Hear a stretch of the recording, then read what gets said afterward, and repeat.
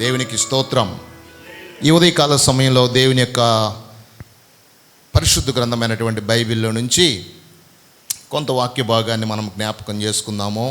సామెతల గ్రంథం 31వ అధ్యాయము 28 నుంచి 31 వరకు చదువుకుందాం.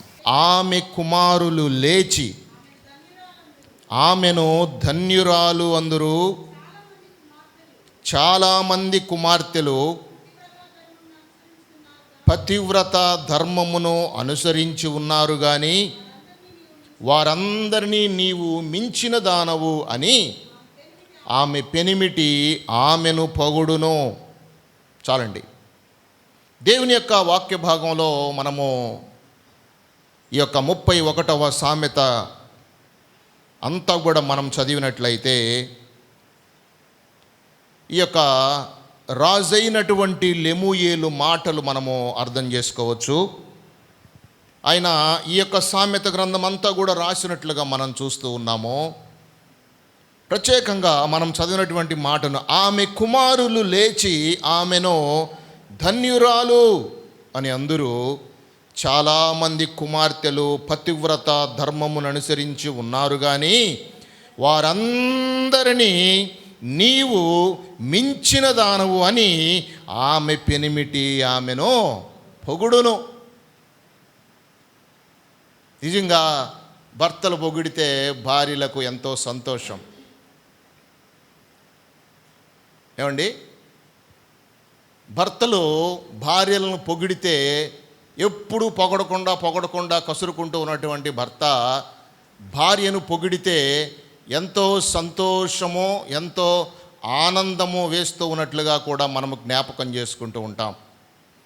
కానీ ఈ భర్త యొక్క స్పెషాలిటీ, ఈ కుమారులు కుమార్తెల యొక్క స్పెషాలిటీని మనం గమనించినట్లయితే, వాళ్ళ కుమారులు, ఒక తల్లికి పుట్టినటువంటి కుమారులు అంటారంట, ఆమె కుమారులు లేచి ఆమెను ధన్యురాలు అని చెప్పి అంటారంట. కుమారులు ఎలాంటి దినాలలో మనము నివాసం చేస్తున్నామంటే, కుమారుల యొక్క ప్రేమను పొందలేనటువంటి తల్లిదండ్రులను ఎంతోమందిని చూస్తూ ఉంటాం. కుమారుల యొక్క స్నేహాన్ని పొందలేనటువంటి తల్లులను మనం ఎంతోమందిని ఈ దినాల్లో చూస్తూ ఉంటాం. కుమారులు తల్లులను రకరకాలైనటువంటి ఓల్డ్ ఏజ్ హోమ్లో విడిచిపెడుతూ ఉన్నటువంటి దినాలను మనము చూస్తూ ఉంటాం. ఇలాంటి పరిస్థితుల్లో ఉన్నప్పటికీ కూడా ప్రియులారా, ఆమె యొక్క కుమారులు అంటారంట, మా అమ్మ ధన్యురాలు, మా అమ్మ ధన్యురాలు అని చెప్పి ఆ కుమారులు అనడానికి కొన్ని కారణాలు మనము జ్ఞాపకం చేసుకోవచ్చు ప్రియులారా. నిజంగా తల్లిదండ్రులు లేదా ముఖ్యముగా తల్లులు చాలా తెలియనటువంటి కష్టాన్ని పడుతూ పిల్లలని ఒక మంచి దిశలోనికి నడిపించాలి, తీసుకుని పోవాలని చెప్పి ఎంతగానో తాపత్రయపడతా ఉంటారు. వారు బహిరంగంగా చెప్పొచ్చు లేదా చెప్పకపోవచ్చు పరిస్థితులను బట్టి. చాలాసార్లు గమనించినట్లయితే తల్లులు గర్భఫలాల అభివృద్ధి కొరకు ఎంతగానో ప్రోత్సాహపరుస్తూ వాళ్ళతో మాట్లాడి వాళ్ళని ముందుకు తీసుకెళ్తూ ఉన్నటువంటి పరిస్థితులను ఎన్నో మనము దేవుని యొక్క వాక్య భాగంలో జ్ఞాపకం చేసుకోవచ్చు ప్రియులారా. కుమారులను మంచి కుమారులుగా తయారు చేసినటువంటి తల్లిదండ్రులు ఈ పరిశుద్ధ గ్రంథంలో చాలామంది ఉన్నారు. దేవుని యొక్క వాక్య భాగంలో మనం గమనించినట్లయితే ఈ ఉదయకాల సమయంలో పరిశుద్ధ గ్రంథంలో మనం చూసినప్పుడు కొందరు మాతృమూర్తులు బిడ్డల పట్ల కలిగి ఉన్నటువంటి ఒక మంచి బాధ్యతను గురించి మనము కొంతసేపు ఈ యొక్క వాక్య భాగంలో మనము జ్ఞాపకం చేసుకుందాం. పరిశుద్ధ గ్రంథంలో మనం గమనించినట్లయితే ఆదికాండ గ్రంథము 21వ అధ్యాయము 9-10 వచనాలను మనము చదివినట్లయితే, ఆదికాండ గ్రంథం 21వ అధ్యాయము 9-10 వచనాలు మనం చదివినప్పుడు, అప్పుడు అబ్రహామునకు ఐగుప్తురాలైన హాగరు కనిన కుమారుడు పరిహసించుట శారా చూచి, ఈ దాసిని దీని కుమారుని వెళ్ళగొట్టుము, ఈ దాసి కుమారుడు నా కుమారుడైన ఇస్సాకుతో వారసుడై ఉండడని అబ్రహాముతో అనెను. అబ్రహాము యొక్క భార్య పేరు శారా. ఆమె వృద్ధాప్యలోనికి వీరిరువురు కూడా వచ్చేశారు. వచ్చిన తర్వాత వాళ్ళకి గర్భఫలాలు కలగటం లేదు. కానీ దేవుడు ఒక దినాన అబ్రహాము యొక్క గృహాన్ని దర్శించి దేవదూతలు వారు చెప్పారు. ఏమని చెప్పారంటే, మళ్ళా మేము వచ్చే సంవత్సరం వస్తాము, వచ్చే సంవత్సరం వచ్చేటప్పటికి తప్పకుండా నీ భార్య ఒక గర్భఫలాన్ని నీకు కలిగి ఉంటుంది, నీకు ఇస్తుంది అని చెప్పి వాగ్దానం చేసి వెళ్తూ ఉంటారు. సరేనని చెప్పి కొన్ని దినాలైన తర్వాత ఈ శారాకి ఒక గర్భఫలాన్ని దేవుడు అనుగ్రహిస్తూ ఉన్నాడు. అనుగ్రహించినటువంటి ఈ పరిస్థితిని మనము ముందు గమనించినట్లయితే 21వ అధ్యాయము మొదటి నుంచి మనం చదివినప్పుడు, యెహోవా తాను చెప్పిన ప్రకారము శారాను దర్శించెను. యెహోవా తానిచ్చిన మాట చొప్పున శారాని గూర్చి చేసెను. ఎట్లనగా దేవుడు అబ్రహాముతో చెప్పిన నిర్ణయ కాలములో శారా గర్భవతి అయి అతనికి ముసలితనమందు అతనికి కుమారుని కనెను. అప్పుడు అబ్రహాము తనకు పుట్టినవాడును తనకు శారా కనినవాడును అయిన తన కుమారుని ఇస్సాకు అని పేరు పెట్టెను. మరియు దేవుడు అబ్రహాముకు ఆజ్ఞాపించిన ప్రకారము అతడు 8 దినముల వాడ ఇస్సాకు అను తన కుమారునికి సున్నతి చేసెను. అబ్రహాము కుమారుడైన ఇస్సాకు అతనికి పుట్టినప్పుడు అతను 100 ఏండ్ల వాడు. చూడండి, 100 సంవత్సరాల వయసులో ఉన్నటువంటి అబ్రహాముకి దేవుడు ఒక కుమారుణ్ణి ఇచ్చినట్లుగా మనము జ్ఞాపకం చేసుకుంటూ ఉన్నాం. దేవుడు ఇవ్వదలుచుకుంటే దేవునికి అసాధ్యమైనటువంటి కార్యము ఈ భూలోకంలో ఏదీ లేదు అన్న విషయాన్ని మనం ఇక్కడ జ్ఞాపకం చేసుకోవచ్చు. ప్రియ సహోదరి సహోదరులారా, దేవుడు ఒక మంచి గర్భఫలాన్ని ఇచ్చాడు. ఆయన పేరు ఇస్సాకు. అంతకుముందు ఈ శారా ఏం చేసిందంటే, అబ్రహాము శారా కింద ఉన్నటువంటి హాగరును అబ్రహాము దగ్గరికి పంపినప్పుడు హాగరు కూడా ఒక కుమారుడు పుడతాడు. ఆ కుమారుడను ఈ యొక్క అబ్రహాం ఇద్దరు ఊరకు ఆడుకుంటా జోగ్గా నవ్వుకుంటా సంతోషంగా ఉన్న విషయాన్ని ఈ శారా గమనిస్తుంది. గమనించి చాలా బాధపడిపోతుంది. అరే, ఇదేంటి, అబ్రహాముకి నా దాసి యొక్క కుమారుడు బహుశా వారసుడు అయిపోతాడేమో, కాబట్టి నేను నా కుమారుణ్ణి అబ్రహాముకి వారసుడుగా చేయాలి అన్నటువంటి ఒక ఆలోచన కలిగి ఉండి ఏం చేసిందంటే, ఆమె గర్భఫలాన్ని కనిన తరువాత ఆమె ఆ యొక్క కుమారుణ్ణి ఇస్సాకును ఒక వారసునిగా చేసి అబ్రహాముకి ఇచ్చి, అంతేకాకుండా వారు తన యొక్క కుటుంబంలో ఒక వారసుడుగా ఉండటానికి ఆ తల్లి ఎంతగానో శ్రమపడ్డట్టుగా, ఆ తల్లి ఎంతగానో ప్రభువు సన్నిధిలో మొరపెట్టినట్లుగా కూడా మనము దేవుని యొక్క వాక్య భాగంలో జ్ఞాపకం చేసుకోవచ్చు. ప్రియులారా, నిజంగా గర్భఫలాలు కలిగి ఉండటం అనేది ఎంతో ఆశీర్వాదకరమైనటువంటి విషయం. పాపం ఆ దినాలలో శారాకి గర్భఫలాలు లేనప్పుడు ఎంత బాధపడి ఉంటుందో, హాగరుని చూసినప్పుడు ఎంత బాధ కలిగి ఉంటుందో ఆ దినాల్లో చూసినట్లయితే ప్రియులారా. కానీ ఈ మాటలు మనం ఇక్కడ గమనించినట్లయితే దేవుడు ఇద్దరు గర్భఫలాలను దేవుడు ఇద్దరికి ఇచ్చాడు. అయితే ఈ యొక్క ఇస్సాకు పెరిగాడు, అభివృద్ధి అయ్యాడు, ఆశీర్వాదకరంగా మార్చబడ్డాడు, అబ్రహాముకి వారసుడయ్యాడు, అబ్రహాము చెప్పినట్లుగా నడిచాడు. ఒక ఉన్నతమైన స్థితిలోకి వెళ్ళడానికి తన తల్లి ఆ యొక్క వ్యక్తిని ఎంతగానో సహకరించి ముందుకు ప్రోత్సహించినట్లుగా మనము దేవుని యొక్క వాక్య భాగంలో జ్ఞాపకం చేసుకోవచ్చు. ప్రియులారా, తల్లి చెప్పిన విధంగా నడిచాడు, తల్లి చెప్పిన విధంగా ముందుకు నడిచాడు, తల్లి మాటలకి చెవియొగ్గాడు, తల్లి చెప్పినట్లే తండ్రి చెప్పినట్లే తన జీవితంలో ముందుకు నడిచి ఆయన అభివృద్ధిలోనికి వచ్చినట్లుగా మనము జ్ఞాపకం చేసుకుంటూ ఉన్నాం. అంతేకాకుండా మనం గమనించినట్లయితే 25వ అధ్యాయంలో 5వ వచనాన్ని మనం చదివినప్పుడు, ఆదికాండ గ్రంథంలోనే 25:5లో మనం చదివినప్పుడు తనకు కలిగినది యావత్తును ఇస్సాకుకి ఇచ్చాను. చూడండి ఎంత గొప్ప మాట. తనకు కలిగినటువంటిది యావత్తును ఇస్సాకుకి ఇచ్చాడు, తన యొక్క కుమారుడికి ఇచ్చాడు.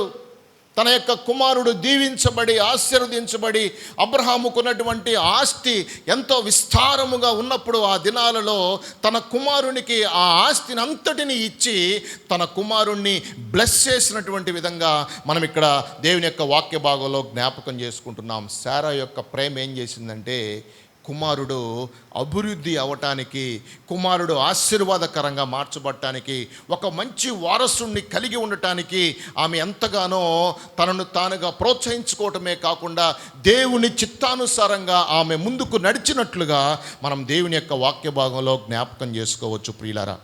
ఇంకా మనం గమనించినట్లయితే చూడండి, మరి ఒక వ్యక్తి గురించి మనం జ్ఞాపకం చేసుకుందాము. పరిశుద్ధ గ్రంథంలో హాగరు యొక్క ప్రార్థన మనం జ్ఞాపకం చేసుకున్నట్లయితే తన కుమారుడైన ఇష్మాయేలు ప్రాణమును ఆమె కాపాడినట్లుగా కూడా మనం చదువుతాం. అదే 21వ అధ్యాయంలో 16-19 వచనాలను మనం చదివినప్పుడు, ఈ పిల్లవాని చావును నేను చూడలేనని అనుకొని అతనికి ఎదురుగా కూర్చుండెను, ఎలుగెత్తి ఏడ్చెను. దేవుడు ఆ చిన్నవాని మొరను వినెను. అప్పుడు దేవుని దూత ఆకాశము నుండి హాగరుని పిలిచి, హాగరు, నీకేమి వచ్చింది? భయపడకుము, ఆ చిన్నవాడు ఉన్న చోట దేవుని వారి స్వరము వినియున్నాడు. నీవు లేచి ఆ చిన్నవాని లేవనెత్తి నీ చేత పట్టుకొనుము, వానిని గొప్ప జనముగా చేసేదనని ఆమెతో అనేనో. చూడండి, దేవుని యొక్క మాటలు మనం గమనించినట్లయితే ప్రియులారా, ఈ హాగరు ఇష్మాయేలు అనేటువంటి ఒక కుమారునికి జన్మనిచ్చింది. సరే, అబ్రహాం ఏం చేశాడంటే, ఒక దినాన ఈ ఇష్మాయేలు, ఈ అబ్రహాము సంతోషంగా ఆనందంగా ఉండేటటువంటి పరిస్థితిని శారా గమనించి ఆమె ఆజ్ఞ ప్రకారంగా అబ్రహాము లోబడి అబ్రహాము వారిద్దరినీ కూడా ఆ ప్రాంతం నుంచి వేరొక ప్రాంతానికి వెళ్ళమని పంపించి వేసినట్లుగా మనం చూస్తూ ఉంటాం. వారు ప్రయాణమై పోతా ఉంటారు. మిట్ట మధ్యాహ్నం వారి దగ్గర ఉన్నటువంటి నీరు కానీ వారి దగ్గర ఉన్నటువంటి ఆహార పదార్థాలు కానీ అయిపోయిన తర్వాత ఆ యొక్క ఎండ వేడిమికి ఆ ఎడారి ప్రాంతంలో నడుస్తూ ముందుకెళ్తున్నప్పుడు ఆ ఎండ వేడిమికి తట్టుకోలేక ఈ పిల్లవాడిని ఆమె కూడా మోయలేక ఏం చేసిద్దంటే, పిల్లవాడిని ఒక ప్రాంతాన్ని విడిచిపెట్టి ఈమె కొంచెం దూరంగా వెళ్ళి కూర్చొని చూస్తూ ఉన్నటువంటి సమయంలో ఆ పిల్లవాడు ఆ ఎండకి ఏడుస్తా ఉంటే ఆ పిల్లవాడి మొరను దేవుడు విన్నాడు. ప్రియ సహోదరి సహోదరుల, పిల్లవాడి మొరను దేవుడు విన్నాడు. దేవుడు విని హాగరుతో మాట్లాడటం ప్రారంభించాడు. హాగరు, నీకేమైంది? ఎందుకు అలాగా ఆ ఇష్మాయేల్ని అలాగ వదిలిపెట్టేసేసావు? నువ్వు ఆ పిల్లవాడి దగ్గరికి వెళ్ళి ఆ పిల్లవాడిని ఎత్తుకో అని చెప్పటమే కాకుండా, ఇదిగో అక్కడ చూడు నీళ్ళు వస్తాయని చెప్పినప్పుడు ఆ యొక్క ఇసుకలో నుంచి నీటి ఊట బయటికి వచ్చినప్పుడు ప్రియులారా, వారిరువురు కూడా దాహం తీర్చుకొని అప్పుడు దేవుడు చెప్తున్నాడు, ఈ పిల్లవాడిని కూడా నేను దీవిస్తాను, ఈ కుమారుడు కూడా నేను దీవిస్తాను. నువ్వు బాధపడుతున్నావేమో ఈ కుమారుని ఎలాగ పెంచాలని, ఈ కుమారుని ఎలాగ పెంచి అభివృద్ధి చేయాలి, ఈ పిల్లవాడిని నేను ఎలాగ పెంచగలను, నేను సింగిల్గా ఉన్నటువంటి స్త్రీని కదా, నేను ఎలాగ ఈ పిల్లవాడిని పెంచగలను అని చెప్పి బహుశా నీవు ఆలోచన కలిగి ఉండి దిగులు పడుతూ ఉన్నామేమో. హాగరు, నీవు దిగులు పడవలసినటువంటి అవసరం అంటూ ఏమీ లేదు. ఎందుకంటే నేను ఈ పిల్లవాడిని దీవించి ఆశీర్వదించి ఆశీర్వాదకరంగా మారుస్తానని చెప్పినప్పుడు ప్రియులారా, నిజంగా హాగరు పిల్లోడి దగ్గరికి వెళ్ళి ఆ పిల్లోడికి ఆ వాటర్ ఇచ్చి ఆ పిల్లవాడిని హక్కును చేర్చుకొని ఆ పిల్లవాడిని తీసుకొని వారు ప్రయాణమై ముందుకు వెళ్ళినప్పుడు వారే ఒక దేశముగా ఇప్పుడు ఏర్పాటైనట్లుగా మనము ఈ యొక్క దినాల్లో జ్ఞాపకం చేసుకోవచ్చు. ప్రియ సహోదరి సహోదరులారా, నిజంగా పరిశుద్ధ గ్రంథంలో మనం గమనించినట్లయితే చూడండి, విలాప వాక్యాల గ్రంథము 2వ అధ్యాయము 19వ వచనాన్ని మనం చదివినట్లయితే, విలాప వాక్యాల గ్రంథము 2వ అధ్యాయము 19వ వచనాన్ని మనం చదివినప్పుడు, నీవు లేచి రేయి మొదటి జామున మొరపెట్టుము, నీళ్లు కృమ్మరించున్నట్లు ప్రభువు సన్నిధిని నీ హృదయమును కృమ్మరించుము. నీ పసిపిల్లల ప్రాణము కొరకు నీ చేతులను ఆయన తట్టు ఎత్తుము. ప్రతి వీధి మొగను ఆకలిగొని వారు మూర్ఛిల్లి ఉన్నారు. నీవు ఎవని ఎడల ఆ ప్రకారము చేసితివో యెహోవా దృష్టించి చూడుము అని చెప్పి మనము ఇక్కడ జ్ఞాపకం చేసుకోవచ్చు. దేవుని యొక్క వాక్య భాగం సెలవు, నీవు లేచి రేయి మొదటి జామున మొరపెట్టుము, నీళ్లు కృమ్మరించినట్లు ప్రభువు సన్నిధిని నీ హృదయమును కృమ్మరించుము. నీళ్లు కృమ్మరించినట్లు ప్రభువు సన్నిధిలో మీ యొక్క హృదయాలు, మీ గర్భఫలాల కొరకు కుమ్మరించవలసిన ఆవశ్యకత ఎంతైనా ఉన్నది. పిల్లలని కనడము ఒక ఒక గొప్ప ధన్యత అయితే, వారిని పెంచి ప్రయోజకులను చేయటం అనేది అది ఎంతో ఆశీర్వాదకరమన్న విషయం నేను మీకు జ్ఞాపకం చేస్తా ఉన్నాను ప్రియులారా. ఆ గర్భఫలాలని, ఆ బహుమానాలని మనము ఒక ఉన్నతమైనటువంటి స్థితిలోకి తీసుకొని వెళ్ళాలన్నటువంటి ఉద్దేశము కలిగి వారిని చక్కగా వీరు ఎలాగా శారా ఎలాగ పెంచి వారసుడుగా చేసిందో, హాగరు ఎలాగ పెంచి వాడిని ఒక ఆశీర్వాదకరమైనటువంటి బిడ్డగా తన ప్రాణాన్ని మరలా తీసుకొని వచ్చిందో, అలాగ మనము ఎంతోమంది స్త్రీలను యొక్క దేవుని యొక్క వాక్య భాగంలో చూస్తాం ప్రియులారా. వారి గర్భఫలాల కొరకు తప్పించినటువంటి స్త్రీలను మనము జ్ఞాపకం చేసుకోవచ్చు. పిల్లల కొరకు తప్పించినటువంటి స్త్రీలు, పిల్లల కొరకు ఎంతగానో త్యాగము చేసినటువంటి స్త్రీలను మనము జ్ఞాపకం చేసుకుంటూ ఉన్నాం ఈ యొక్క మధ్యాహ్న కాల సమయంలో. చూసినట్లయితే, నీవు లేచి రేయి మొదటి జామున మొరపెట్టుము, నీళ్లు కుమ్మరించినట్లు ప్రభువు సన్నిధిని నీ హృదయమును కుమ్మరించుము, నీ పసిపిల్లల ప్రాణము కొరకు నీ చేతులు ఆయన తట్టునకు ఎత్తుము. నీ పసిపిల్లల ప్రాణం కొరకు మన చేతులు ఆయన తట్టెత్తాలి. మన చేతులు ఆయన తట్టెత్తి, అయ్యా ఇదిగో ప్రభువా, మా గర్భఫలాలని దీవించు ప్రభువా, మా గర్భఫలాలను బలపరచు ప్రభువా, మా గర్భఫలాలకు కావలసినటువంటి ప్రతి ఈవిని కూడా నీవు తీర్చు ప్రభువా, మమ్మల్ని బలపరచు ప్రభువా, మా కష్టాజితాన్ని దీవించు ప్రభువా అని చెప్పి మనము ప్రభువు సన్నిధిలో అడగటము ప్రారంభించినప్పుడు ప్రియులారా, దేవుడు క్రమక్రమంగా అన్ని విషయాల్లో సహాయం చేసే దేవుడుగా కనబడుతున్నట్లుగా మనం ఇక్కడ జ్ఞాపకం చేసుకుంటూ ఉన్నాం ప్రియులారా. ఎంతమందికి మీకు ప్రార్థించే అలవాటు ఉందో మీకే తెలుసు బాగా నాకన్నా. ఎంతమంది రేయి మొదటి జామున ప్రార్థన చేయగలుగుతారో మీకు తెలుసు. ఎంతమంది పిల్లల కొరకు అంగలార్చి ప్రార్థన చేస్తారో మీకు తెలుసు. ఎందుకంటే ప్రార్థన చేయవలసినటువంటి బాధ్యత, వారిని ఒక చక్కని పరిస్థితుల్లో పెంచవలసినటువంటి బాధ్యత తల్లిదండ్రులమైనటువంటి మన మీద ఉన్నట్లుగా నేను మీకు జ్ఞాపకం చేస్తూ ఉన్నాను. చాలామంది తల్లులకి పిల్లలకి ఏమన్నా చిన్న గాయమైతే విలువిల్లాడిపోతారు, పిల్లలకి జ్వరం వస్తే విలువిల్లాడిపోతారు, పిల్లలకి ఏదైనా సరే అవమానం జరిగితే వీళ్ళకి అవమానం జరిగినట్టు ఫీల్ అయిపోయి చాలా బాధపడుతూ ఉంటారు ప్రియులారా. అది తల్లి యొక్క ప్రేమ అన్న విషయాన్ని మనము జ్ఞాపకం చేసుకుంటూ ఉంటాం. మీరు కూడా మీ పిల్లల గురించి ఎంతగానో ప్రార్థన చేస్తూ ఉంటారు. అందును బట్టి దేవుని స్తుతిస్తున్నాం, అందును బట్టి దేవుని ఘనపరుస్తూ ఉన్నాం. దేవుడు తప్పక మీ పిల్లలను మీరు అనుకున్న విధంగానే దేవుడు దీవించి వారిని ఆశీర్వదించి వారు ఒక ఉన్నతమైనటువంటి స్థితిలోనికి వచ్చే విధంగా దేవుడు అన్ని విషయాల్లో మీకు సహాయం చేస్తాడు. కాకపోతే తల్లిదండ్రులైనట్టు మనం చేయవలసింది ఏంటంటే, we have to pray for them. మనం వారి గురించి ప్రార్థన చేయాలి. రేయి మొదటి జామున లేచి ప్రార్థన చేయాలి.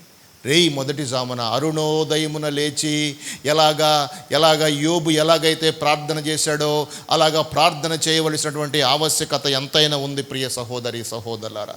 దినములు చెడ్డవి, రోజులు మంచి రోజులు కాదు, పరిస్థితులు బాగా లేవు, క్లిష్టమైనటువంటి పరిస్థితుల్లో మనం ఉన్నాము.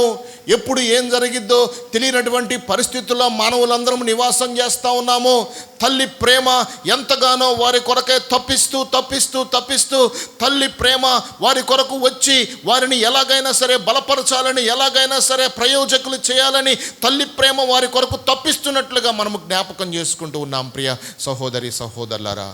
నిజంగా గమనించినట్లయితే ఇక్కడ రేయి మొదటి జామున నీవు మొరపెట్టు, నీళ్లు క్రొమ్మరించినట్లు ప్రభు సన్నిధిని నీ హృదయమును కుమ్మరించు, నీ పసిపిల్లల ప్రాణం కొరకు నీ చేతులను ఆయన తట్టు ఎత్తు. పసిపిల్లలు వాళ్ళకేం తెలుసు పాపం, పిల్లలకేమీ తెలియదు. వాళ్ళు అనుకుంటారు అన్నీ తెలుసు అనుకుంటారు, వాళ్ళకేమీ తెలియదు. ఏదైనా సరే చెప్తే అర్థం కాదు. ఎక్స్పీరియన్స్ ద్వారా తెలుసుకునేటటువంటి అంశాలు చాలా ముఖ్యమైనటువంటివి ప్రియులారా. పిల్లలకి ఒక 10వ క్లాస్ రాగానే, లేకపోతే ఒక ప్రయోజకుడు ఒక స్థితిలోకి రాగానే అన్నీ తెలిసినట్లుగా అనిపిస్తూ ఉంటుంది, కానీ తెలియవు. కొన్ని మాత్రం తెలుస్తుంటాయి. కానీ ఎక్స్పీరియన్స్ ఏం చేస్తుందంటే మనల్ని బాగా షైన్ చేయటానికి ఎక్స్పీరియన్స్ మనకు ఉపయోగపడుతున్నట్లుగా మనము జ్ఞాపకం చేసుకోవాలి. కాబట్టి పిల్లలు అనేటువంటి వాళ్ళు తప్పకుండా ఒక తల్లిదండ్రుల యొక్క గైడెన్స్లో పెరగవలసినటువంటి ఆవశ్యకత ఎంతైనా ఉన్నది. తల్లిదండ్రులు ఎంతగానో మీ కొరకు విలపించి ప్రార్థించి ప్రయాసపడి ఎన్నో సాక్రిఫైజులు చేసి వారు అసలు మీరు ఈ భూలోకంలోకి రావటానికి తల్లి ఎంతో ఇబ్బంది పడ్డట్లుగా కూడా నేను మీకు జ్ఞాపకం చేస్తాను. మనం రావటానికి ఈ దినాల్లో ఎన్నో సర్జరీలు, కొంతమందికి ఎన్నో ఇబ్బందులు పాపం డెలివరీ సమయాలలో. అయినా సరే తల్లి ఓర్చుకుంటుంది. ఆ బాధనంతా కూడా ఎప్పుడైతే ఆమె ఒక కుమార్తెనో కనిద్దో అసలు ఆ బాధ అంతా కూడా మర్చిపోయి ఎంతో ఆనందం, ఆమెకి ఎంతో సంతోషం. అంత 9 నెలలు మోసినటువంటి ఆ భారము, 9 నెలల ఆ వెయిట్, 9 నెలలు ఆమె కాళ్ళ మీద ఎముకల మీద మోసినటువంటి ఆ భారమంతా కూడా ఎప్పుడైతే నీవు ఈ భూమి మీద పడతావో అంత మర్చిపోద్ది తల్లి. అందుకే తల్లి ప్రేమ చాలా మార్పు లేనటువంటి ప్రేమ లాగా ఎప్పుడూ ఒకే విధంగా ప్రేమిస్తుంది తల్లి. పెద్ద పార్షియాలిటీ ఏమి ఉండదు తల్లికి. అందరినీ ఒకే విధంగా చూస్తుంది తల్లి. ఊరకు నువ్వు వెళ్ళినప్పుడు నీకు సపోర్ట్గా మాట్లాడినా, లేదా మీ తమ్ముడు వెళ్ళినప్పుడు మా తమ్ముడు సపోర్ట్గా మాట్లాడినా, కానీ ఆమె మనసులో అందరికీ ఒకే విధమైనటువంటి బ్యాలెన్స్ చేయాలనేటువంటి ఆలోచన ప్రతి తల్లి కలిగి ఉంటుంది. ప్రియ సహోదరి సహోదరులారా, అది తల్లులకు దేవుడిచ్చినటువంటి గొప్ప వరం. నిజంగా గమనించినట్లయితే ఇంకొంత ముందుకెళ్దాం. మనము దేవుని యొక్క వాక్య భాగంలో యోకోబేదును గురించి మనము చదువుకుందాం. పరిశుద్ధ గ్రంథంలో మనం గమనించినట్లయితే నిర్గమాకాండ గ్రంథము 2వ అధ్యాయము 3-4 వచనాలు మనం చదివినట్లయితే మోషే యొక్క తల్లి గురించి మనము జ్ఞాపకం చేసుకోవచ్చు. నిర్గమాకాండ గ్రంథము 2వ అధ్యాయము 3-4 వచనాలు చదువుకుందాం. తరువాత ఆమె వాని దాచలేక వాని కొరకు ఒక జమ్ము పెట్టె తీసుకుని దానికి జిగటమన్నును కీలును పూసి అందులో ఆ పిల్లవానిని పెట్టి ఏటి ఒడ్డున జమ్ములో దానిని ఉంచగా వానికి ఏమి సంభవించినో తెలుసుకొనుటకు వాని అక్క దూరముగా నిలిచి ఉండెనో. ఫరో కుమార్తె స్నానము చేయుటకు ఏటికి వచ్చెనో. ఆమె పనికత్తెలు ఏటి ఒడ్డును నడుచుచుండగా ఆమె నాచులోని ఆ పెట్టెను చూచి తన పనికత్తె ఒకతను పంపించి దానిని తెప్పించి తెరచి ఆ పిల్లవాడిని చూచినప్పుడు పిల్లవాడు ఏడ్చుచుండగా చూచి వాని యందు కనికరపడింది. చూడండి, ఆ దినాలలో చిన్నపిల్లలందరినీ కూడా సంహరించాలని ఒక గైడ్లైన్స్ పాస్ అయినాయి. ఆ దినాల్లో చిన్నపిల్లలందరూ కూడా సంహరించబడాలి అనేటువంటి ఒక గైడ్లైన్స్ పాస్ అయినటువంటి దినాల్లో ప్రియులారా, ఈ చిన్నపిల్లలందరినీ కూడా సంహరిస్తూ ఉన్నటువంటి దినాలలో మోషే యొక్క అమ్మ ఏం చేసిందంటే పిల్లోడిని కాపాడుకోవాలని ఒక జమ్ము పెట్టె ఒకటి తయారు చేసి ఆ జమ్ము పెట్టెకు కీలుకి అంతా కూడా పూసేసేసి ఆ జమ్ము పెట్టెలో ఈ పిల్లవాడిని పెట్టి ఆ నైలు నదిలో విడిచిపెట్టేసేసింది. బతికితే బతుకుతాడు, లేకపోతే మరణిస్తాడు. కానీ వీడు బతకాలి అనేటువంటి ఆలోచన కలిగి రాజకుమార్తె జలకాలాటానికి వచ్చేటటువంటి ఆ సమయంలో ఇక్కడ నుంచి ఈమె ఆ జమ్ము పెట్టెలో ఉన్నటువంటి ఆ పిల్లవాడిని విడిచిపెట్టినప్పుడు ఈ నదీ ప్రవాహానికి ఆ జమ్ము పెట్టె అలాగ ప్రవహిస్తూ అలాగ నీళ్ళ మీద పోతూ ఉన్నటువంటి సమయంలో ఈ రాజకుమార్తె చూసి చెలికత్తెలకు చెప్పింది, చూడండి ఇక్కడ చూడండి ఏదో పెట్టె వస్తుందో చూడండి, ఆ పెట్టె ఏంటో చూడండి కనుక్కోండి అని చెప్పి ఆ పెట్టెను దగ్గరకు తీసుకొని వాళ్ళు తెరిచి చూసినప్పుడు లోపల చిన్న పిల్లవాడు ఏడుస్తూ ఉన్నాడు. ఎప్పుడైతే ఆ పిల్లవాడు ఏడుస్తున్నాడో ఈమె చూసి ఆశ్చర్యపోయింది. అర్రే చిన్న పిల్లవాడు ఏడుస్తున్నాడు అమ్మగారు అని చెప్పినప్పుడు ఆ పిల్లవాడిని తీసుకొని పోయి ఆ పిల్లవాడు కొన్ని లాలన పాలన చేసి ఆ పిల్లవాడిని అంతఃపురములో పెంచటానికి తన యొక్క తల్లి ఎంతగానో చాకచక్యంగా వ్యవహరించినట్లుగా మనము జ్ఞాపకం చేసుకుంటూ ఉన్నాం. అయితే చూడండి, అలాగే పరిశుద్ధ గ్రంథంలో మనం గమనించినట్లయితే హెబ్రీయులకు రాసినటువంటి పత్రిక 11వ అధ్యాయము 23-29 మనం గమనించినట్లయితే హెబ్రీయులకు రాసినటువంటి పత్రిక 11వ అధ్యాయము 23 నుంచి మనం చదివినట్లయితే మోషే పుట్టినప్పుడు అతని తల్లిదండ్రులు ఆ శిశువు సుందరుడై ఉండుట చూచి విశ్వాసమును బట్టి రాజు ఆజ్ఞకు భయపడక అతనిని దాచిపెట్టిరి.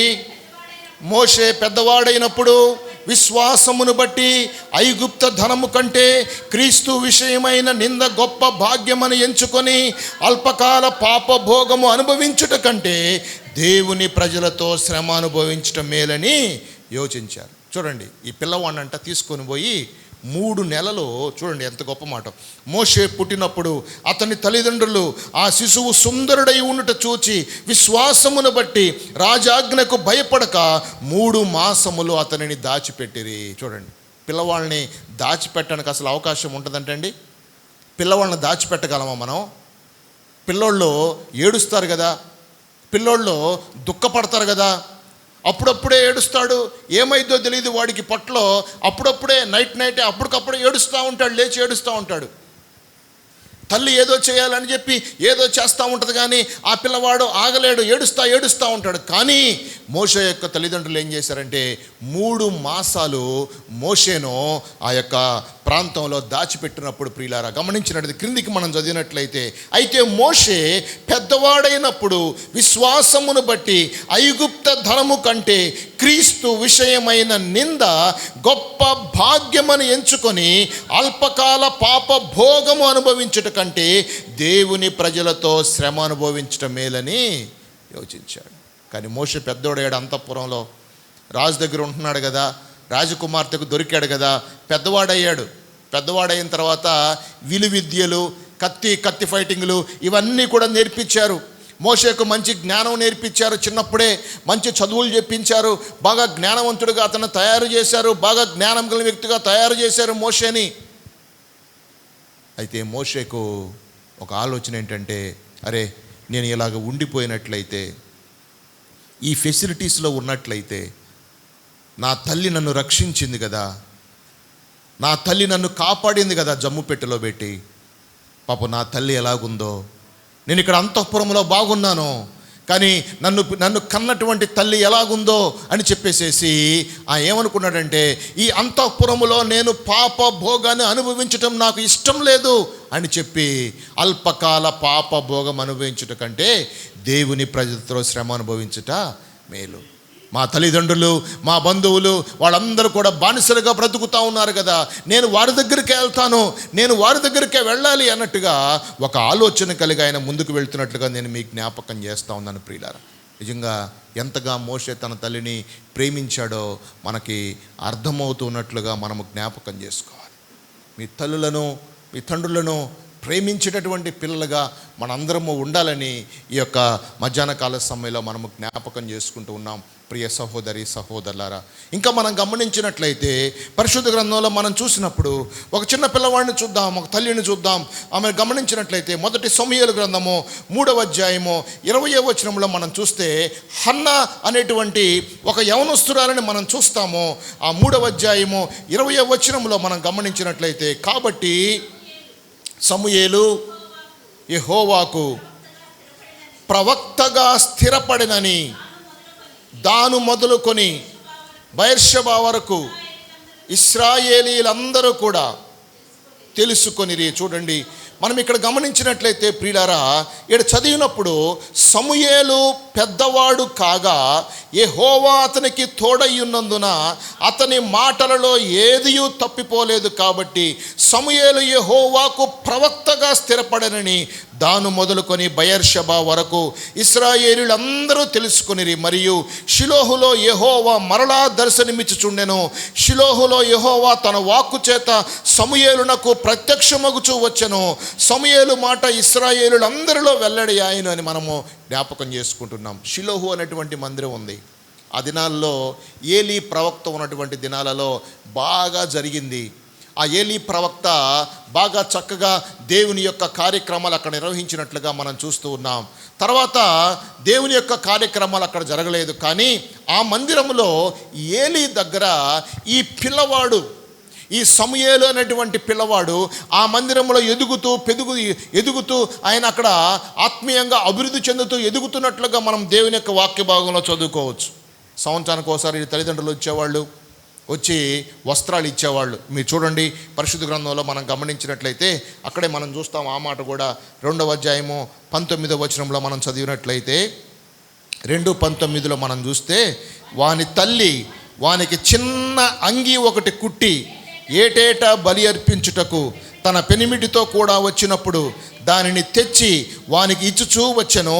యెహోవా సన్నిధిని మనవి చేసుకొనగా, నీకు దొరికిన ఈ సంతానమునకు ప్రతిగా యెహోవా నీకు సంతానమిచ్చునుగాక అని ఏలి ఎల్కానాను అతని భార్యను దీవించిన తరువాత వారి ఇంటికి వెళ్ళిరి.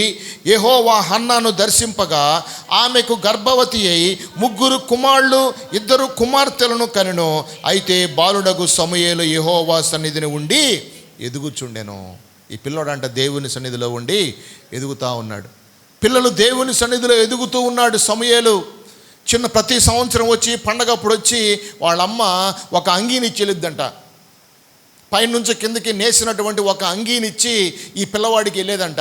ఈ పిల్లవాడు ఆ అంగీ వాడుకుంటూ 1-2 అంగీలు వేసుకుంటూ ఈ అంగీని వాష్ చేసుకుంటూ వాడుకుంటూ ఆ అంగీ మీదే అటు ఇటు పరిగెత్తుతూ బందాడుతూ అటు ఇటు తిరుగుతూ అలాగే పిల్లవాడు ఆ మందిరములో ఎదిగి అభివృద్ధి అయినట్లుగా నేను మీకు జ్ఞాపకం చేస్తూ ఉన్నాను ప్రియులారా. అలాగ ఎదిగినటువంటి వ్యక్తితో దేవుడు ఒక దినాన మాట్లాడటం ప్రారంభించాడు. హన్నా ఒక్కటే అనుకుంది, అయ్యా నీవు నాకు గర్భఫలాన్ని దయచేసినట్లయితే ఈ పిల్లవాడిని నేను నీ కొరకు ఉపయోగిస్తానయ్యా. ఈ పిల్లవాడిని నీ కొరకు ఒక సేవకుడిగా నేను తయారు చేస్తానయ్యా. నీ కొరకు ఒక నిలబడి నీ కొరకు సాక్ష్యం చెప్పే బిడ్డగా, నీ యొక్క మాటలు తెలిపే బిడ్డగా, ఒక ప్రవక్తగా, ఒక గొప్ప వ్యక్తిగా నేను నీ కొరకు ఇస్తానయ్యా అని చెప్పి వాగ్దానం చేసినప్పుడు దేవుడు హన్నాకి ఒక గర్భఫలాన్ని దయచేశాడు. ఆమె చెప్పినట్లుగానే ఆ గర్భఫలాన్ని ప్రభు కొరకు ఏర్పాటు చేసింది. అందరూ అనుకున్నారంట, రే షిలోహు మందిరంలో మళ్ళా ప్రవక్త మాట్లాడుతున్నాడు రా. షిలోహు మందిరంలో ప్రవక్త మళ్ళీ మాట్లాడటం ప్రారంభించాడు.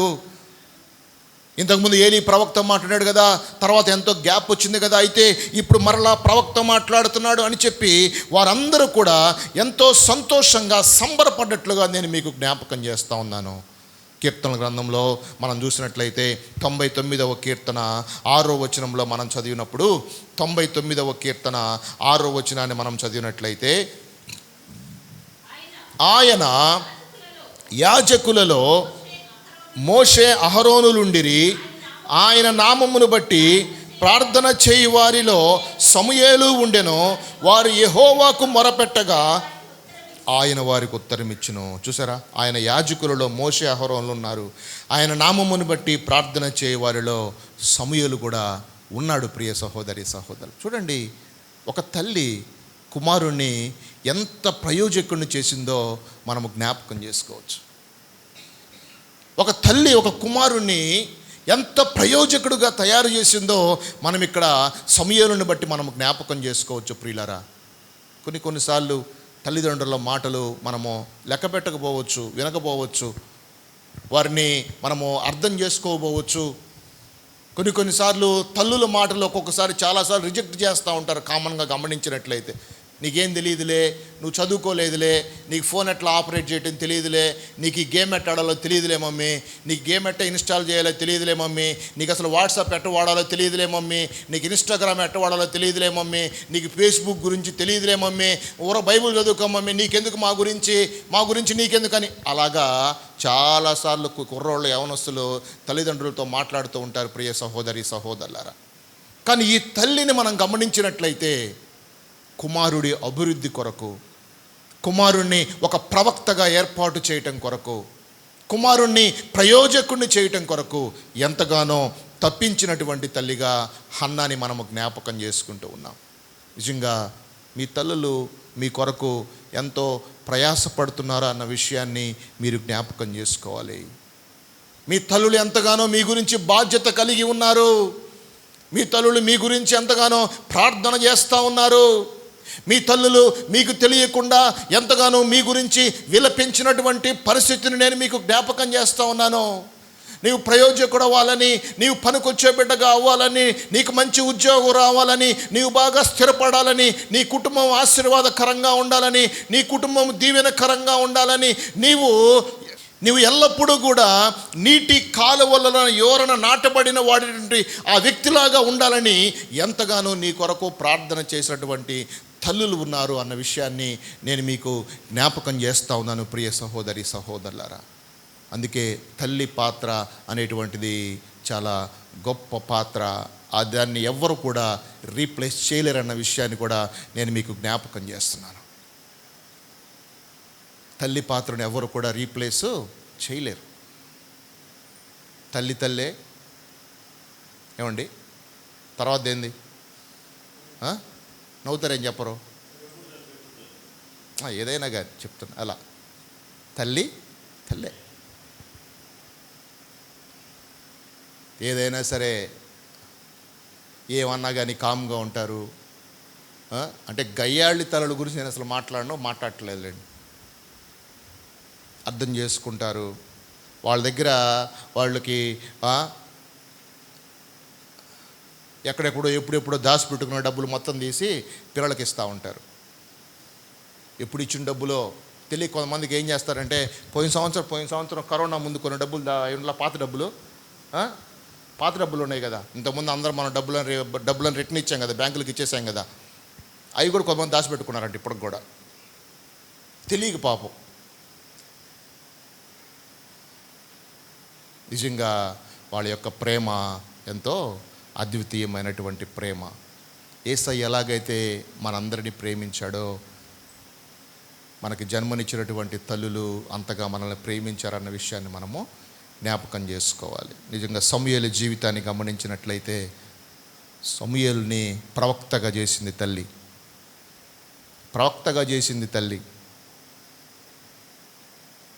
ప్రవక్తగా చేసిందండి ఒక తల్లి సమూయేలుని. ఒక తల్లి ఒక కుమారుని ఐఏఎస్ ఆఫీసర్ని చేసింది, ఇళ్లలో పనిచేసి. ఒక తల్లి ఒక కుమారుని ఐపీఎస్ ఆఫీసర్ని చేసింది ఎంతో కష్టపడి. ఏ స్టేజ్లో ఉంచిందో మనము జ్ఞాపకం చేసుకోవచ్చు ప్రియ సహోదరి సహోదరులారా. అందుకే తల్లి పాత్ర అనేటువంటిది ఈ యొక్క బైబిల్ గ్రంథంలో యేసుక్రీస్తు ప్రభువారి జీవితంలో కూడా మనం చూస్తే లూకాసు సువార్త 1వ అధ్యాయము 27వ వచనాన్ని మనం చదివినట్లయితే, లూకాసు సువార్త 1వ అధ్యాయము 27వ వచనాన్ని మనము చదివినప్పుడు అక్కడ మనం చూస్తాం కదా, చూడండి. దావీదు యోసేపు ఒక పురుషుని ప్రదానము చేయబడిన కన్యక యొద్దకు దేవుని చేత పంపబడిను. ఆ కన్యక పేరు మరియా. ఆ దూత లోపలికి వచ్చి ఆమెను చూచి, దయాప్రాప్తురాల, నీకు శుభము, ప్రభువు నీకు తోడయున్నాడని చెప్పెను. ఆ మాటకు బహుగా తొందరపడి ఈ శుభవచనం ఏమిటో అని ఆలోచించుకొనుచుండగా దూత, మరియా, భయపడకు, దేవుని వలన నీవు కృప పొందితివి. ఇదిగో నీవు గర్భము ధరించి కుమారుని కని ఆయనకు యేసు అని పేరు పెట్టుదువు. ఆయన గొప్పవాడయుండి సర్వోన్నతుని కుమారుడు అనబడును. ప్రభువైన దేవుడు ఆయన తండ్రి అయిన దావీదు సింహాసనమును ఆయనకిచ్చును. ఆయన యాకోబు వంశస్థులను యుగయుగములు ఏలును. ఆయన రాజ్యము అంతము లేనిదై ఉండునని ఆమెతో చెప్పెను. ఇన్ని మాటలు చెప్పింది దేవుని దూత.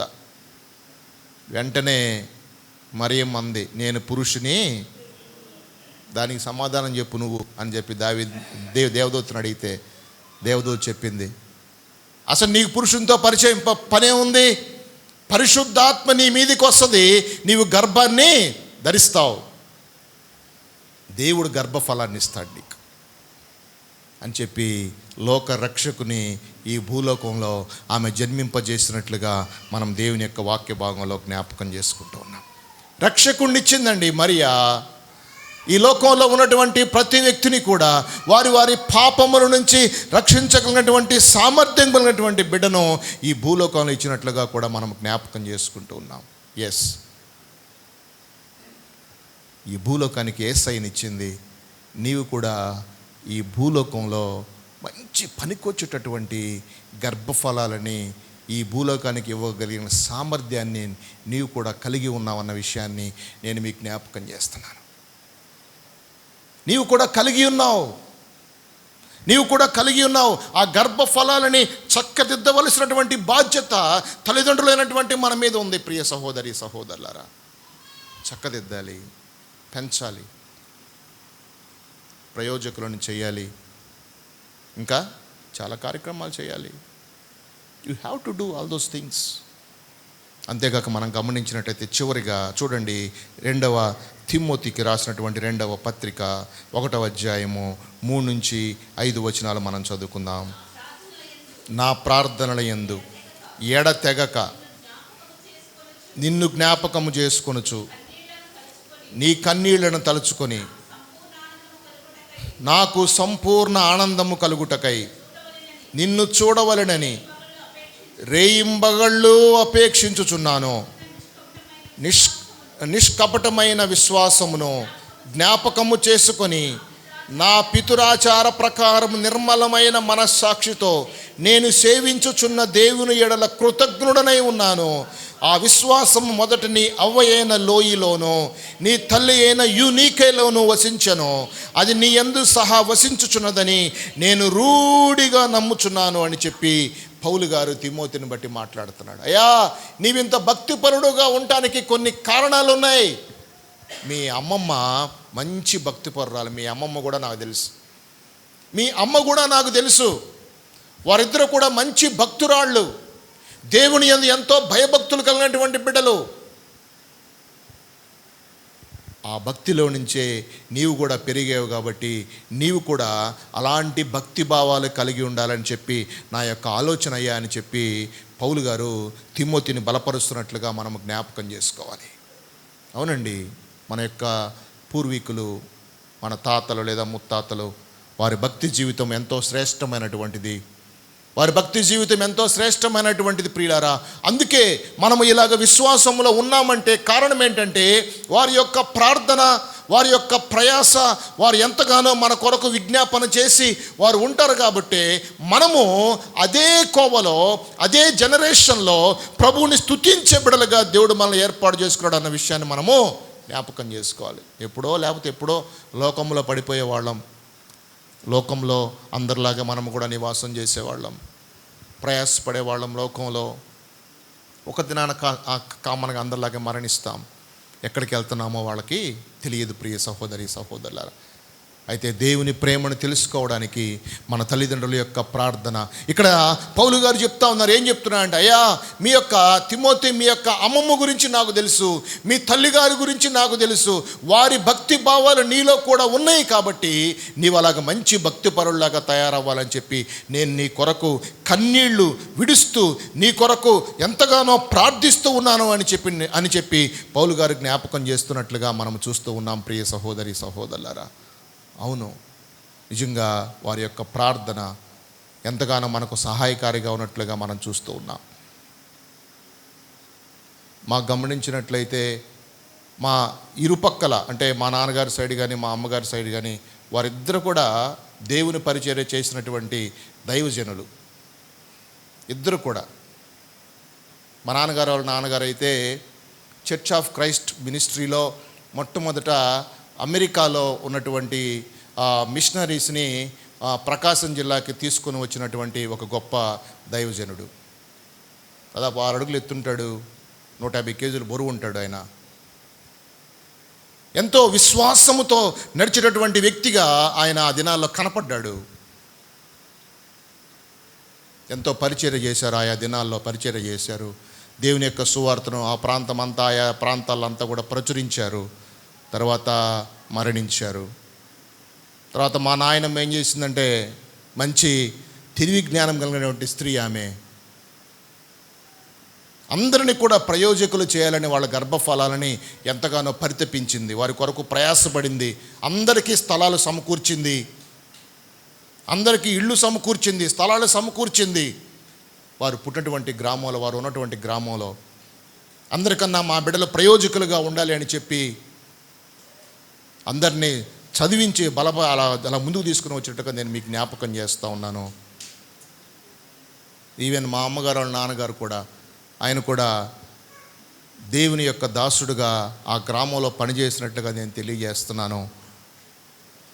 ఎంతో ధైర్యముగా ఆ దినాల్లో అమెరికన్స్ని ఎదిరించి మాట్లాడి ఎంతో ధైర్యముగా నిలబడినటువంటి సువార్థికుడుగా ఆ దినాల్లో కనపడ్డాడు.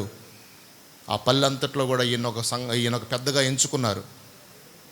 ఎంచుకొని అలాగా ఆ యొక్క గ్రామాన్ని లీడ్ చేసే విధంగా ముందుకు తీసుకెళ్ళాడు. వాళ్ళ కుటుంబాల్లో నుంచి వచ్చినటువంటి మేము ఇలాగ పరిచయం చేస్తూ ఉన్నాం. అందుని బట్టి దేవునికి వందనాలు చెల్లించుకుంటూ ఉంటాను. నాకెందుకబ్బా ఇలాగా అమెరికన్స్ ఎందుకు నాతో మాట్లాడతారు, ఎందుకు నాకు పరిచయం అవుతారంటే ఇది ఒక లీడ్, నాకు ఇలా లీడ్ అనమాట. ఎలా మాట్లాడాలి ఏంటనేది నాకు దేవుడు కొంత జ్ఞానాన్ని అనుగ్రహించాడు. అలాగే మాట్లాడుతూ వాళ్ళతో మనము తర్కించడానికి దేవుడు తన కృపనిచ్చాడు. ప్రియ సహోదరి సహోదరులారా, నిజంగా ఎంత గొప్ప ధన్యత, ఎంత గొప్ప ఆశీర్వాదకరమైనటువంటి విషయం ఈ యొక్క ప్రభువు సన్నిధిలో ఉండటం. అవును, పౌలు గారు అదే చెప్తున్నాడు. అయ్యా తిమోతి, ఇదిగో ఇక్కడ మీ అమ్మమ్మ తెలుసు నాకు, మీ అమ్మగారు కూడా తెలుసు నాకు, వారెంతో భక్తిపరులు, నీవు అలాంటి భక్తి జీవితంలో ఉండడానికి ప్రయత్నం చేయి తిమోతి అని చెప్పి మాట్లాడుతున్నట్లుగా నేను చూస్తూ ఉన్నాం. ప్రియ సహోదరి సహోదరులారా, మీరు కూడా మీ గర్భఫల లేదా మీ తల్లిదండ్రులు కూడా, మీ యొక్క తల్లిదండ్రులు మీ ఊళ్ళల్లో లేదా మీరు ఉన్నటువంటి ఆ యొక్క సొసైటీలో ఒక పెద్దలుగా పనిచేసి ఉండవచ్చు. ఆ యొక్క గ్రామాల్లో ఉన్నటువంటి ఎంతోమంది ప్రజల్ని లీడ్ చేసి ఉండవచ్చు. మీ యొక్క తల్లిదండ్రుల యొక్క మాట ఆ ప్రజలందరూ కూడా వినేదిగా ఉండొచ్చు. మీ యొక్క ఒక వేదవాక్కుగా ఉండవచ్చు ఆ ప్రజలు ఉన్నటువంటి వారికి కూడా.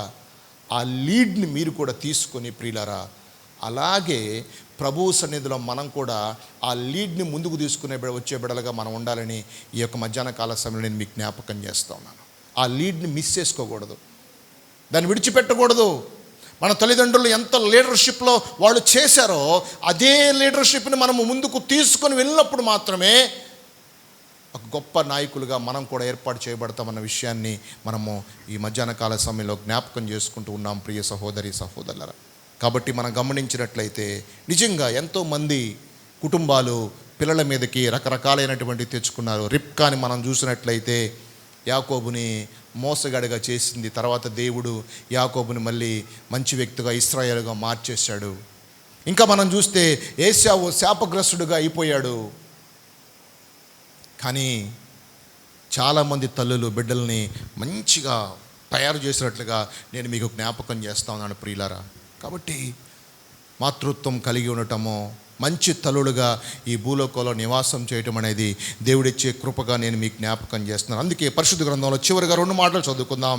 సామెతల గ్రంథము 19వ అధ్యాయము 26వ వచనాన్ని మనం చదివినట్లయితే, సామెతల గ్రంథం 19వ అధ్యాయం 26వ వచనాన్ని మనం చదివినట్లయితే, తండ్రికి కీడు చేసి తల్లిని తరిమివేయువాడు అవమానమును అపకీర్తిని కలుగు చేయువాడు. నా కుమారుడా, తెలివి పుట్టించు మాటలను నీవు మీరగోరితివా? విపదేశము వినుట నీకు ఇక మానుకొనుము. వ్యర్థుడైన సాక్షి న్యాయము అపహసించును. భక్తిహీనుల నోరు దోషమును జుర్రుకొనును. అపహాసకులకు తీర్పులను, బుద్ధిహీనుల వీపులకు దెబ్బలను నియమింపబడి ఉన్నవి. 26వ వచనం మనం చదివినట్లయితే, తండ్రికి కీడు చేసి తల్లిని తరిమివేయువాడు అవమానమును అపకీర్తిని కలుగు చేయవాడు. తండ్రికి కీడు చేసి తల్లిని తరిమేశారనుకోండి, ఎంతోమంది ప్రజలు చూస్తాం, పెద్దోళ్ళు ఎంతోమంది బయట చూస్తాం సొసైటీలో ప్రియులారా. నిజంగా అలాంటి వారిని చూసినప్పుడు చాలా బాధేస్తూ ఉంటుంది.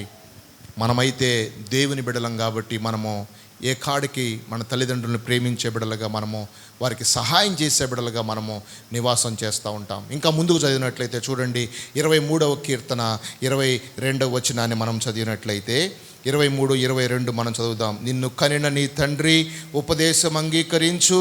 నీ తల్లి ముదిమియందు ఆమెను నిర్లక్ష్యము చేయకము. సత్యమును అమ్మివేయక దానిని కొని ఉంచుకొనుము. జ్ఞానమును, ఉపదేశమును, వివేకమును కొని ఉంచుకొనుము. నీతిమంతుని తండ్రి అధిక సంతోషము కలుగును. జ్ఞానము గలవానిని కనినవాడు వాని వలన ఆనందమునందును. నీ తల్లిదండ్రులను నీవు సంతోషపెట్టవలను. నిన్ను కన్నిన నీ తల్లిని ఆనందపరచవలను. అడగాలి మీ తల్లిదండ్రుల్ని, మీ తల్లి, అమ్మో నీకేమంటే ఇష్టమ్మా, ఓమో నీకేం కూర అంటే ఇష్టం, ఏం బట్టలు అంటే ఇష్టం. నేను అడుగుతా అప్పుడప్పుడు పండక్కి. నేను మాతో పాటు మా అమ్మ కూడా బట్టలు తీసుకుంటా. నాకెందుకయ్యా అని చెప్పండిద్ది మా అమ్మ. నేను అడుగుతాను కామన్గా, తీసుకుంటాం మేము. ఏదైనా కావాలి అని చెప్పంటే మా అమ్మకు పెద్ద ఆశలు కూడా ఏమి ఉండవు. అవి ఇవి అని చెప్పి ఎప్పుడు మా నాన్నని టార్చర్ పెట్టేటువంటి పరిస్థితులు కూడా నేను ఎప్పుడు చూడలేదు ఇప్పుడు దాకా. ఏమీ అడగదు కూడా, కామన్గా ఉంటుంది అంతే. నువ్వు అద్దా ఇద్దా ఇట్లదా నాకు అది తినాలనిపిస్తుంది అసలు ఏం ఉండవు. సేమ్ శారా కూడా అంతే ఉంటుంది, ఏం అడగదు. మీకు విషయం తెలుసా, ఏమీ అడగదు. పలాంది కావాలని చెప్పి అసలు ఏమీ అడగదు. పలాంది ఇది నాకు ఇది ఏం అడగదు, నేనే చేస్తుంటాను. నిజంగా they are sacrificing for the family. మీరు చాలామంది కూడా అలా ఉంటారు. మీ కుటుంబాల కొరకు, మీ గర్భఫలాల కొరకు మీరు ఎంతగానో త్యాగం చేస్తుంటారు. ఈ 500 ఉంటే బాగుండు కదా, పిల్లవాడికి రేపు ఫీజుకు ఉపయోగపడతాయేమో, ఈ 1000 రూపాయలు ఉంటే బాగుండు కదా, దాచిపెడితే బాగుండు కదా, ఇంకో దానికి ఉపయోగపడద్దేమో అని చెప్పి చాలామంది తల్లులు అలాగ దాచిపెట్టినటువంటి సందర్భాలు చాలామంది చూస్తూ ఉంటాం ప్రియులారా. కాబట్టి చివరిగా మనం గమనించినట్లయితే, నీ తల్లి ముదిమి యందు నిర్లక్ష్యం చేయకు, సత్యమును అమ్మివేయక దానిని కొని ఉంచుకో, జ్ఞానమును ఉపదేశమును వివేకమును కొని ఉంచుకొనుము. నీతిమంతునికి నీ తండ్రికి అధిక సంతోషము కలుగును, జ్ఞానము గనవాలని కనినవాడు వాని వలన ఆనందము నందును. నీ తల్లిదండ్రులు నీవు సంతోషపెట్టాలి, నిన్ను కన్న తల్లిని ఆనందపరచాలి. కాబట్టి నిజంగా మిమ్మల్ని బట్టి నేను మిమ్మల్ని చూస్తూ ఉంటాను కదా, మీ తల్లులు కూడా నాకు తెలుసు కదా చాలామంది, నిజంగా వాళ్ళని బట్టి నేను చూస్తూ ఉంటాను మీరు ఎంతగా మీ తల్లిదండ్రులను ప్రేమిస్తూ ఉంటారో, మీరు ఎంతగా మీ తల్లులను అర్థం చేసుకుంటారో నేను అర్థం చేసుకోగలను. ప్రియ సహోదరి సహోదరులారు, నిజంగా మంచి మనసులను దేవుడు మీ అందరికి అనుగ్రహించాడు. ఎంతో ప్రేమ కలిగిన మనసులు దేవుడు మీకు ఇచ్చాడు. అందును బట్టి నేను ప్రభువుని స్తుతిస్తున్నాను, ప్రభువుని ఘనపరుస్తున్నాను. ప్రతి దినము కూడా ఒకే నేచర్తో ఒక తల్లి తన బిడ్డల యెడల ఏ నేచర్ని కలిగి ఉంటుందో, బిడ్డలవైన మనం కూడా అలాంటి నేచర్నే తల్లిదండ్రుల మీద చూపించాలన్న విషయాన్ని నేను మీకు జ్ఞాపకం చేస్తున్నాను. ఎందుకంటే మనం ప్రయోజకులు అవ్వాలని వారు ఎంతో సాక్రిఫైస్ చేసి ఉంటారు. మనం ఉన్నత స్థితిలోకి రావాలని చెప్పి ఎంతో సాక్రిఫైస్ చేసి ఉండొచ్చు పరిస్థితులను బట్టి. But God is faithful. దేవుడు నమ్మదగిన వాడు. అన్ని విషయాల్లో మన కుటుంబాలను దీవించే దేవుడుగా ఉన్నట్లుగా నేను మీ అందరికీ కూడా జ్ఞాపకం చేస్తున్నాను. దేవుడు మిమ్మల్ని అందరినీ కూడా 100 దీవించునుగాక. మీ తల్లిదండ్రులను 200% వాళ్ళని బహుగా దీవించి వారి వృద్ధాప్యంలో ప్రభువు అందరికీ కూడా, తల్లిదండ్రులందరికీ కూడా సహాయం చేసి వర్ధిల్లింపజేయునుగాక. ఆమేన్.